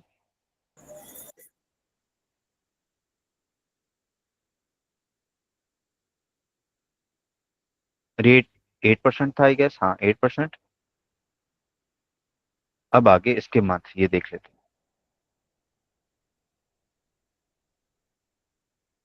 कंस्ट्रक्शन तो ऑन पॉइंट्स शुरू हो गई थी, और इस साल के आखिर तक कंस्ट्रक्शन कंप्लीट हुई। कंस्ट्रक्शन तो एक्चुअली जाके कंप्लीट हुई 31 मार्च 2025 को, तो साल के आखिर तक कंस्ट्रक्शन चलती रही थी। तो वो 2 महीने अगर मैं निकाल दूं तो मेरे पास 10 महीने बचते हैं। तो इससे मेरे पास एक अमाउंट आएगी 2 lakh, than less temporary investments,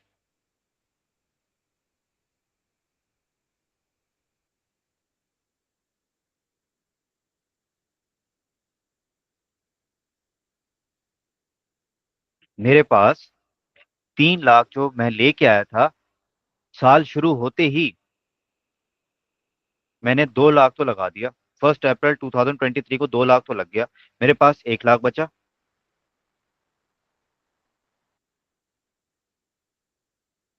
1 lakh से नहीं, 1 मिलियन। और उसका सरप्लस फंड की इन्वेस्टमेंट का रेट है 4%।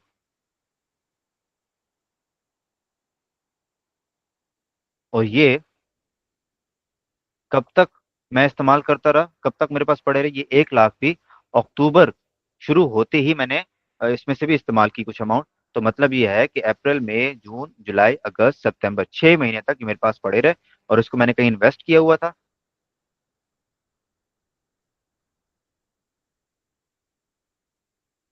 तो इससे भी अमाउंट आती है 20,000 की। अगर इनको मैं नेट करूंगा तो 1,80,000, ये वो अमाउंट है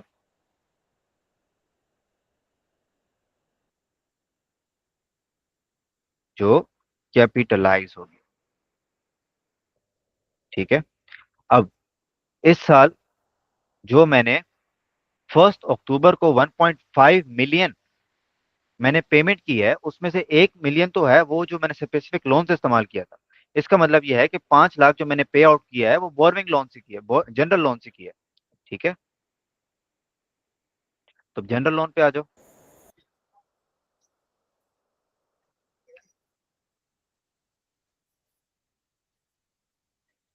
1 मिलियन तो स्पेसिफिक में से है और बाकी का 5 जनरल नॉन में से। ये एक मिनट सवाल तो उधर देखो ना। हमने 3 मिलियन जो है वो स्पेसिफिक लोन लेके आए थे बैंक से। ठीक है। 2 मिलियन हमने ऑन स्पॉट ही उसमें से पेमेंट कर दी। ठीक है। बाकी हमने 1 अक्टूबर को जो 1.5 मिलियन की हमने पेमेंट की, 1 मिलियन स्पेसिफिक लोन में से इस्तेमाल किया था जो हमारे पास ऑलरेडी अवेलेबल था। अब हमने जनरल लोन का रुख किया कि यार आपके पास कितने। तो हमने उस वक्त तक एक ही लोन ले रखा था 5 मिलियन का, 6% के रेट के ऊपर। तो हमें यहाँ पे वो कैपिटलाइजेशन रेट निकालने की जरूरत नहीं पड़ेगी। ठीक है, क्योंकि एक ही लोन तो उस वक्त तो, ये तो अगले साल है, साल खत्म होने के भी कितने महीने बाद ही हमने ये लोन लिया 2 मिलियन वाला। अब समझ आई कहानी। जी सर। तो ये जो 1.5 मिलियन की पेमेंट की, 1 लाख तो स्पेसिफिक लोन से ऑलरेडी हमने इंटरेस्ट निकाल के एक्सपेंस आउट किया हुआ है। उसमें से इवन टेम्परेरी इन्वेस्टमेंट भी हमने निकाली हुई है। तो एक जो हमारे पास 1.5 मिलियन की हमने पेमेंट किया, उसमें से 1 मिलियन तो वहां से हो गया।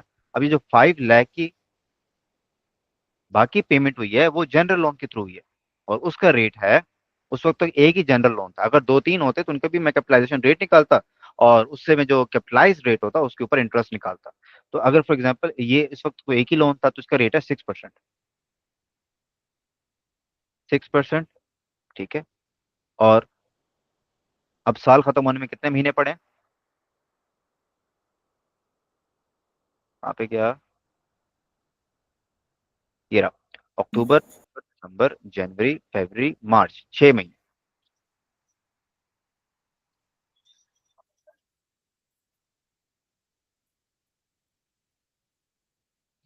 इसको अगर आप निकालो।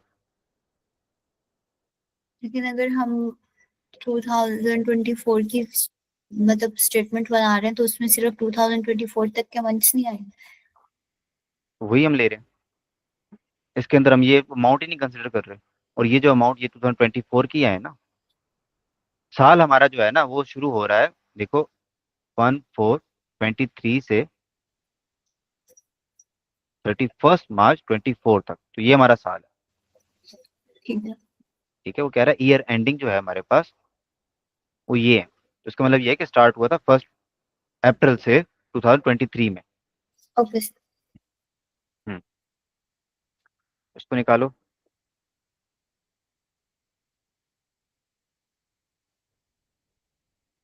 तो ये आता है तकरीबन 15,000। ठीक है। इन दोनों जी। को आप नेट करो, 15,000 प्लस वो स्पेसिफिक लोन बना 1,80,000, तो आपके पास net borrowing cost to be capitalise आएगी 195,000। 195,000। इससे मैंने कैपिटलाइज करना। ठीक है। तो अगर मुझे कहा जाए कि आप ईयर एंडिंग 31 मार्च 2024 की बैलेंस शीट बनाओ, तो अभी मेरा एसेट कंप्लीट नहीं हुआ, तो उसके अंदर capital work in progress asset, asset का जो भी नाम होगा, सवाल में क्या बना रहे थे हम, ये न्यू प्रोडक्शन फैसिलिटी। मतलब फैक्ट्री होगी प्रोडक्शन। हाँ, प्रोडक्शन फैसिलिटी फैक्ट्री, तो वो मेरे पास अमाउंट आ जाएगी 195,000। ठीक है, अभी कंप्लीट नहीं हो तो इसको डेप्रिशिएट नहीं कर सकते। अच्छा, ये तो होगी बोरविंग की अमाउंट, सॉरी, इसके अंदर आपने वो पेमेंट्स भी तो कंसिडर करनी है जो आपने की है, कॉस्ट। तो वो हमने अभी तक दो की हैं, एक 2 मिलियन वाली और एक 1.5 मिलियन वाली। 2 million plus 1.5 million plus this borrowing cost,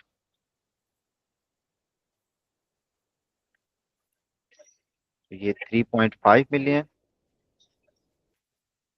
plus 195, ये हमारे पास आ जाएगा 3,695,000। तो ये मेरे पास बैलेंस शीट में एक एलिमेंट आ गया। और पीएनएल के अंदर, अच्छा पीएनएल भी देख लेते हैं, पीएनएल के अंदर क्या जाएगा। सस्पेंडेड मंथ्स के एक्सपेंस। यस, उसका आसान तरीका ये होता है कि हम बजाय ऐसे सस्पेंडेड मंथ सब कुछ दिखते रहे, हम ना टोटल निकाल लेते हैं। टोटल इंटरेस्ट कितना है।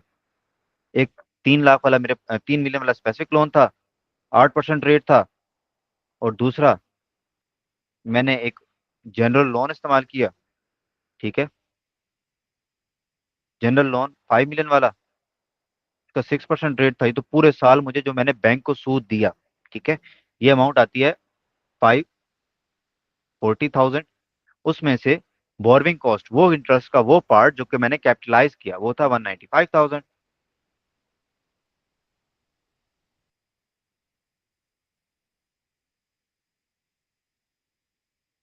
तो ये 540 - 195, तो ये 345,000 का इंटरेस्ट एक्सपेंस है। ये कहाँ पे इस्तेमाल हुआ, क्या क्या क्या इससे हमने लिया। लेकिन ये वो इंटरेस्ट है जो कैपिटलाइजेशन में एटलीस्ट इस्तेमाल नहीं हुआ, इसको हम कैपिटलाइज नहीं कर सकते। तो ये वो इंटरेस्ट है जो कि पीएनएल के अंदर एज एन एक्सपेंस जाएगा। ठीक है, जी। अब अगले साल आ जाते हैं। अगले साल के आखिर में हमारी कंस्ट्रक्शन भी कंप्लीट हो रही है, तो इसको देख लेते हैं। ठीक है, अब आ जाते हैं ईयर एंडिंग 31 मार्च 2025। ठीक है, सबसे पहले स्पेसिफिक लोन। स्पेसिफिक लोन की कहानी ये होती है कि यूटिलाइजेशन से उसका एरा गैरा होते ही नहीं, आपने कहाँ इस्तेमाल किया। ठीक है, आप एक लोन लेके कंस्ट्रक्शन के लिए आए थे, तो जब तक कंस्ट्रक्शन कंप्लीट नहीं होती आप उसके ऊपर इंटरेस्ट देते रहते हो। 3 मिलियन, तो इस साल तो कोई सस्पेंशन भी मेरे ख्याल से नहीं है, जो सस्पेंशन थी भी वो तो पिछले साल थी। ये सस्पेंशन पीरियड जो था ये 31 दिसंबर 2024 तक था। ठीक है, तो इस साल 3 मिलियन से 8%, 12/12, तो 2,40,000 स्पेसिफिक लोन से आ गया। ठीक है, अब क्योंकि ये हमने जो स्पेसिफिक लोन था ये इसको हमने इस्तेमाल कर लिया था, इसमें से इन्वेस्टमेंट तो कोई हमने की नहीं होगी। ठीक है, हमने तो पिछले साल ही जनरल लोन इस्तेमाल करना शुरू कर दिया था, तो इन्वेस्टमेंट इसमें से टेम्परेरी इन्वेस्टमेंट कोई भी नेट नहीं होगी। बाकी हमारे पास इस साल तो जो मेन चीज इस्तेमाल हुई है वो जनरल लोन है। अब जनरल लोन अब इस बार दो हो गए।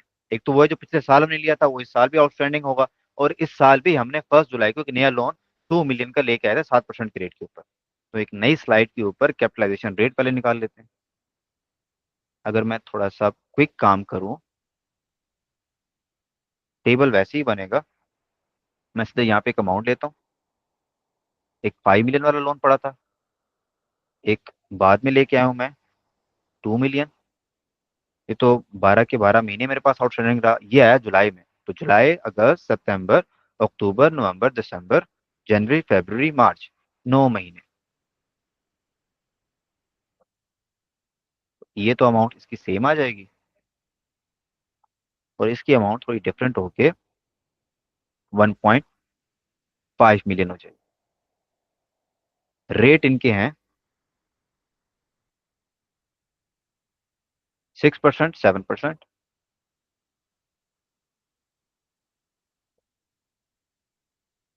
ठीक है, अगर मैं इनसे इंटरेस्ट कैलकुलेट करूं तो ये इससे आएगा 3 लाख, 3 लाख, और इसमें से आएगा 105,000।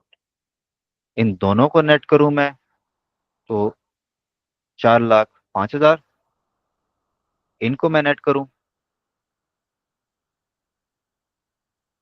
तो ये आ जाएगा 6 पॉइंट, नहीं, तो 5 लाख हो जाएगा ना।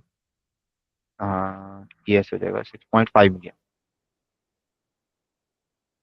ठीक है, इन दोनों को आप डिवाइड करोगे आपस में, तो आपके पास एक रेट आ जाएगा 6.23%। अब मैं देखूंगा यूटिलाइजेशन को और उनके ऊपर ये रेट लगाता जाऊंगा। ठीक है, यूटिलाइजेशन पे आ जाओ। इस साल, एक तो साल शुरू होते ही हमने 3 मिलियन की यूटिलाइजेशन की, और फिर हमने साल खत्म होने के बाद 5 मिलियन की यूटिलाइजेशन की। तो इसका मतलब तो ये है कि जो साल खत्म होने के बाद होती है वो तो कभी भी हम बोरिंग कॉस्ट के साथ नहीं बनाते। तो ये जो 3 मिलियन की यूटिलाइजेशन है, इसके ऊपर ये रेट लगेगा। और ये होते ही, साल शुरू होते ही हमने ये कर दी थी, और ये भी 12 मंथ हम इससे बेनिफिट लेते रहे, इससे हमने कंस्ट्रक्शन करते रहे। तो इसके ऊपर जो इंटरेस्ट आया विच इज 186,900। और इन दोनों को जब मैं नेट करता हूँ तो 426,900 मेरे पास वो अमाउंट है जो कैपिटलाइज होगी इस साल। ठीक है, ओके सर। बाकी अगर मैं अब बैलेंस शीट बनाऊं, इस साल मेरी कंस्ट्रक्शन कंप्लीट हो गई है, साल खत्म होते ही कंस्ट्रक्शन मेरी कंप्लीट हो गई है। तो अब वो जो पिछले साल कैपिटल वर्क इन प्रोग्रेस था, वह प्रोडक्शन फैसिलिटी अपना एसेट नाम लेके आ जाएगा बैलेंस शीट के अंदर। उसके अंदर क्या क्या इन्वॉल्व होगा, पिछले साल जो हमने कैपिटल वर्क इन प्रोग्रेस निकाला था, दिस अमाउंट 3.695 मिलियन।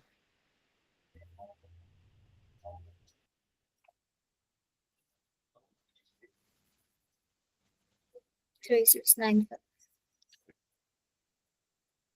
369, ठीक है, प्लस इस साल हमने एक पेमेंट की 3695। 95।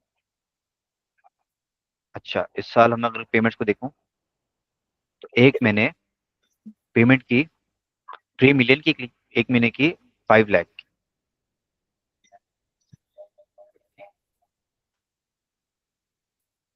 तो ये तकरीबन नेट होके 3.5 मिलियन की मैंने इस साल मजीद कॉस्ट इनकर की। और बोरिंग कॉस्ट जो इस साल कैपिटलाइज होगी, वो हमारे पास आई 426,900। 426,900, और इन सबको जब आप नेट करोगे तो आपके पास अमाउंट आएगी 7,616,900।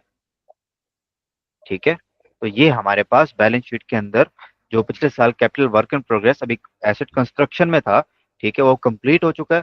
और जो बैलेंस शीट 31 मार्च 2025 के ऊपर हम इसको ईयर एंडिंग है, ठीक है, उसके अंदर ये एसेट के नाम क्या आएगा।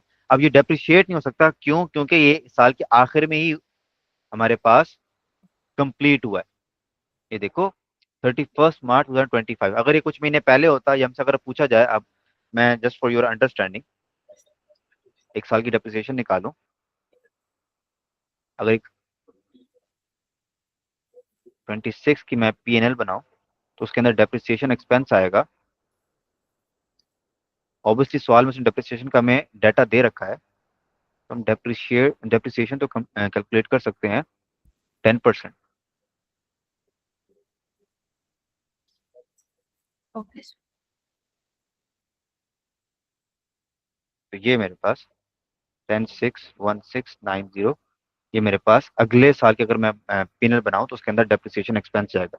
तो अगले साल की बैलेंस शीट बनाऊं, तो यही जब मैं इसमें से लेस कर दूंगा डेप्रिसिएशन एक्सपेंस, तो मेरे पास एक अमाउंट आएगी 6,855,210।